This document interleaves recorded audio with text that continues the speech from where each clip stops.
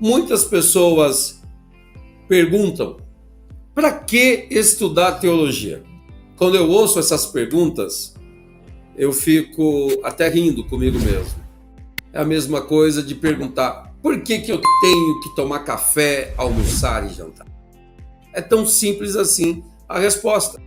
Quantas vezes ouvimos irmãos dizer na igreja: na presença dele até a tristeza salta de alegria. E todos os irmãos vão juntos e dão glória a Deus. E ali nunca falou Deus, não se refere a Deus. Segundo a mitologia egípcia, ali está falando de um monstro marinho conhecido como Leviatã, que metade crocodilo e metade peixe, naquele rio Nilo. Então está falando dele. Trata-se de um passarinho, de um pássaro, que vivia na Palestina, nos tempos antigos, e o nome dele era Tristeza. Esse passarinho chamado Tristeza, ele não andava em bando, ele não andava com a revoada de pássaro, não. Ele só vivia sozinho, não cantava e não piava. Leviatã era tão assustador, segundo a história da mitologia egípcia, que quando esse pássaro chamado Tristeza, via Leviatã, ele começava a piar. Era tanto medo que ele piava e cantava. Daí vem a expressão que na presença dele, Leviatã, não Deus, até a tristeza, o pássaro salta e começa a piar. Viu como é simples? Vamos falar de outro. Alguns chegam. Se você perguntar na sua igreja, se você não é um homem dado aos vernáculos, acredito que todos que estão me assistindo sejam.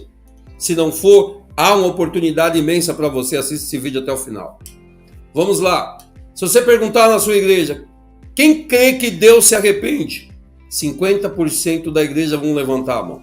Porque está escrito: e arrependeu o Senhor em Gênesis capítulo 6, de haver feito o homem. E arrependeu-se dos maus que ia causar aos ninivitas, lá em Jonas. Mas também a Bíblia diz que ele não é homem para que minta, e nem filho do homem para que se arrependa. Porventura Deus falaria e não cumpriria, diria e não faria.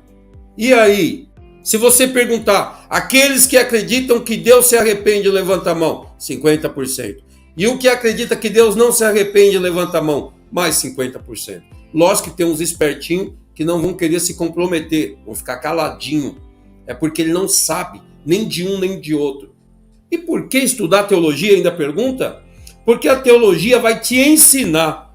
A teologia vai instruir os seus liderados.